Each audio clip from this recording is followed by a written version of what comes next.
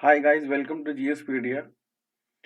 आप सभी लोगों, जो भी बच्चे वीडियो एग्ज़ाम की तैयारी कर रहे हैं वो काफ़ी परेशान होंगे, क्योंकि पहले तो स्टार्टिंग में लग रहा था कि बहुत जल्दी आयोग इस एग्ज़ाम को कराएगा, क्योंकि सुप्रीम कोर्ट के से फैसला आने के बाद काफ़ी पुरानी भर्ती है और जल्दी से जल्दी सरकार इसको फाइनल करना चाहेगी, क्योंकि ये सरकार के साइड से एक मिस्टेक थी कि एग्ज़ाम में प्रॉब्लम हुई और इस तरीके से बड़े स्तर पर इसमें धांधली हुई। लेकिन अब ऐसा लग रहा है कि आयोग जो है वो बड़ा एग्ज़ाम होने की वज़ह से डर गया है, क्योंकि बड़े एग्ज़ाम कराने में आयोग डरता ही है, आप लोग जानते ही हैं। तो इसकी वज़ह से ही जैसे सब कुछ ठंडे बस्ते में इसमें पड़ गया है।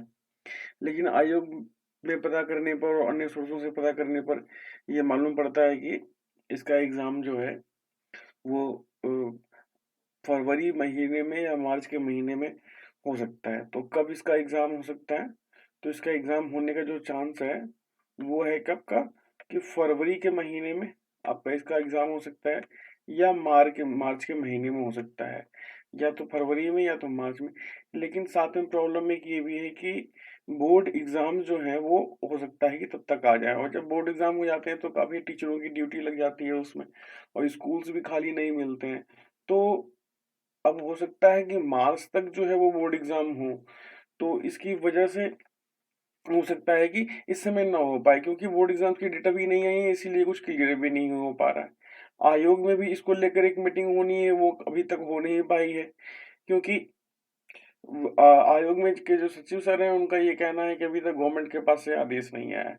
तो कुल मिला के अभी ये कहा जा सकता है कि ये मामला पूरा ठंडे बस्ते में है और अभी इस पे कुछ भी क्लियर नहीं है। लेकिन हाँ, डेफ़िनेटली ये जो महीना हमारा अभी चल रहा है इसके एंड तक, मतलब नवंबर के अंत तक और दिसंबर की शुरुआत तक ले चीज़ें काफ़ी हद तक क्लियर हो जाएँगी, ठीक है? लेकिन जहाँ तक चांस है कि ये एग्ज़ाम मार्च तक हो जाए, लेकिन 70% चांसेस मैं ऐसा कहूँगा कि 70% चांसेस ऐसे हैं, 70% चांसेस ऐसे हैं कि ये एग्ज़ाम मार्च तक हो जाए, ठीक है? लेकिन ऐसा भी हो सकता है कि मार्च के बाद ये आगे चला जाए, अप्रैल में चला जाए, तो अप्रैल या मई में चला जाए।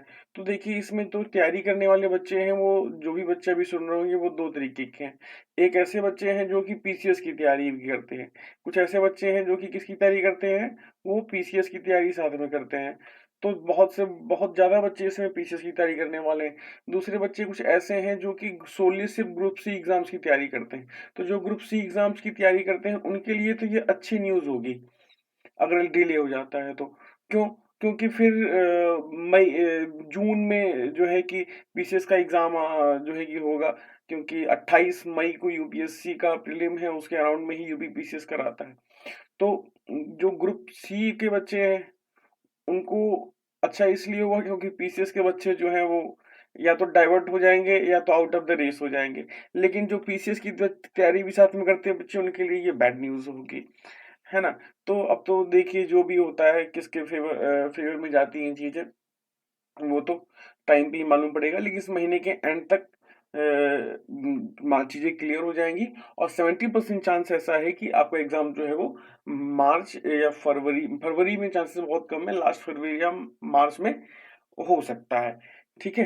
अब बात करते हैं सबसे मेन की स्ट्रैटेजी की बात कर लेते हैं, क्योंकि एग्ज़ाम तो देखो आज नहीं तो कल हो ही जाएगा और आपकी तैयारी अगर रहेगी तो आप सेल थ्रू कर जाएँगे, क्योंकि ये गोल्डन अपॉर्च्युनिटी है आपके पास में कि फिर से आपको ज़िंदगी में मौका दे रहे हैं हैं भगवान, कि आपको दोबारा एग्ज़ाम देने का मौका मिल रहा है। ऐसा शायद ही ज़िंदगी में लोगों को कभी मिलता है, क्योंकि ये बहुत पुरानी वैकेंसी है, ठीक है? और पिछली बार काफ़ी धांधली की वजह से इसकी कट ऑफ भी काफ़ी ज़्यादा चली गई थी, डिस्पाइट की रीज़निंग बहुत टफ आई थी। इस बार देखते हैं, शायद उम्मीद है ऐसा नहीं होगा। बात कर लेते हैं स्ट्रैटेजी की। देखिए, स्ट्रैटेजी की बात अगर करें तो ये इसमें 50-50 क्वेश्चन्स आते हैं, हिंदी के, जीएस के और रीज़निंग के, तीनों के ही, है ना? और एक क्वेश्चन जो होता है वो कितने मार्क्स का होता है? हर क्वेश्चन जो होता है हमारा 2 मार्क्स का होता है, ठीक है? तो 2 मार्क्स का हर क्वेश्चन होता है और एक क्वेश्चन गलत करने पर 1 नंबर काट लिया जाता है। मतलब 2 मार्क्स के क्वेश्चन में से 1 नंबर काट लिया जाता है। इसका मतलब हाफ की नेगेटिव मार्किंग होती है। एक क्वेश्चन सही करने में कितने नंबर मिलेंगे? 2 नंबर मिलेंगे, ठीक है? और अगर आप क्या करते हो, एक क्वेश्चन गलत करते हो तो आपके कितने नंबर काट दिए जाएँगे? आपके 1 नंबर जो है वो काट लिए जाएँगे, ठीक है, तो हाफ की नेगेटिव मार्किंग हो गई। बात करते हैं कि इसमें जो 50 क्वेश्चन और 50 क्वेश्चन तीनों हिंदी, जीएस और रीजनिंग के आते हैं। तो इसमें इंडिविजुअल स्ट्रेटजीज क्या है? देखिए, जैसे पहले मैंने डिस्कस किया कि इसमें दो तरीके के बच्चे हैं, जो सोली ग्रुप सी की तैयारी करते हैं, एक ऐसे कुछ बच्चे ऐसे हैं जो पीसीएस की भी तैयारी करते हैं साथ में ग्रुप सी के। तो जो बच्चे पीसीएस की तैयारी करते हैं वो रीजनिंग में कमजोर होते हैं, जो बच्चे ग्रुप सी की तैयारी करते हैं वो बच्चे जीएस में तक कमजोर होते हैं। हिंदी में दोनों ही लगभग बराबर होते हैं। देखिए, क्योंकि ये एक कॉम्पिटिटिव एग्जामिनेशन है, तो आपका के साथ के जो बच्चे हैं, आपका जो काउंटर पार्ट है, वो किस तरीके की तैयारी करता है और वो किस तरीके के कॉम्पिटिटर है, ये बहुत इंपॉर्टेंट हो जाता है। तो इसलिए इस चीज को एनालाइज करना बहुत इंपॉर्टेंट है। तो अगर हिंदी की बात करें तो लगभग सभी बच्चे इसमें ठीक ठाक होते हैं, अच्छे होते हैं, यहाँ कोई कंपटीशन का चेंज नहीं है। दूसरे नंबर पे बात आती है जीएस की। तो जीएस में जो पीसीएस की तैयारी करने वाले बच्चे हैं, जो पीसीएस की तैयारी करने वाले बच्चे हैं, वो इसमें काफी अच्छा करेंगे। और रीजनिंग की बात करें तो रीजनिंग की तैयारी जो वनडे की तैयारी करने वाले बच्चे हैं, जो वनडे एग्जाम की तैयारी करने वाले बच्चे हैं, वो इसमें काफी अच्छा करेंगे। लेकिन पिछली बार को अगर देखा जाए तो ज्यादातर बच्चे जिनकी रीजनिंग अच्छी थी वही सिलेक्ट हो पाए थे। और मेरा ये मानना है कि इस बार भी ये ट्रेंड जो है वो बरकरार रह सकता है। इसलिए बरकरार रह सकता है क्योंकि यहाँ पर जो असली खेल है वो नेगेटिव मार्किंग का है बच्चों। जो असली खेल है वो नेगेटिव मार्किंग का है। जीएस बहुत स्ट्रांग होने के बावजूद भी कई बार ऐसा होता है कि आपको लगता है कि क्वेश्चन बिल्कुल 100% सही है, उसके बाद भी गलत हो जाता है। जैसे लास्ट टाइम एक क्वेश्चन मुझे याद आ रहा है कि एक क्वेश्चन था कि गदर पार्टी का फाउंडेशन किसने किया था। तो उसमें सोहन सिंह भाकना और लाला हरदयाल दोनों का ऑप्शन था। 99% बच्चों ने लाला हरदयाल पे टिक किया था, लेकिन असल में उसके जो फाउंडर थे, लाला हरदयाल भी साथ में थे, लेकिन जो उसके जो फर्स्ट प्रेसिडेंट थे वो सोहन सिंह ही थे। तो इस तरीके से क्वेश्चन गलत हो गया। तो काफी क्वेश्चन जो है वो गलत हो जाते हैं जीएस में, जिसमें आप श्योर रहते हो उस पर भी। तो जीएस में अगर आप बेट खेलते हो तो आपकी नेगेटिव मार्किंग थोड़ी ज्यादा हो सकती है। लेकिन जब बात रीजनिंग की आती है तो रीजनिंग में जो चीजें हैं वो अगर आपने सही से की हैं तो आपको इसमें 99% एक्यूरेसी मिल सकती है। इसमें आपको 99% एक्यूरेसी मिलती है। एक दो क्वेश्चन तो गलत हो सकते हैं, लेकिन 99% एक्यूरेसी इसमें मिल जाएगी। तो रीजनिंग पे आप ज्यादा बेट कर सकते हो, डिस्पाइट आप जीएस पे बेट कम कर सकते हो। और जहां तक रही बात हिंदी की, तो हिंदी में तो कुछ क्वेश्चंस कंट्रोवर्शियल भी हो सकते हैं। सेम चीज रीजनिंग में भी हो सकती है कई बार। कुछ जैसे पूर्व धारणाओं के क्वेश्चन कुछ होते हैं, वो कंट्रोवर्शियल हो सकते हैं। तो कंट्रोवर्शियल क्वेश्चन होते हैं तो वो उनकी बात अभी हम नहीं उनको हम अकाउंट नहीं करके चलेंगे हम। ठीक है, तो मेनली बात ये है कि पिछली बार भी उन्हीं बच्चों का सिलेक्शन ज्यादा हुआ था जिन्होंने रीजनिंग पे कंसंट्रेट किया था। इस बार भी उन बच्चों का कंसंट्रेशन उस पे ही होगा जिसपे रीजनिंग पे कंसंट्रेट करेंगे। ठीक है, लेकिन अगर रीजनिंग का पेपर बहुत आसान आ जाता है, अगर रीजनिंग का पेपर बहुत आसान आ जाता है तो फिर जीएस जो है वो डिसाइडिंग फैक्टर हो जाएगा। क्योंकि फिर सारे ही बच्चे जिस तरीके से हिंदी में अच्छा कर लेते हैं, लगभग सारे बच्चे उसी तरीके से रीजनिंग में भी सारे ही बच्चे लगभग अच्छा कर लेंगे। तो फिर डिसाइडिंग फैक्टर जो हो जाएगा वो जीएस हो जाएगा।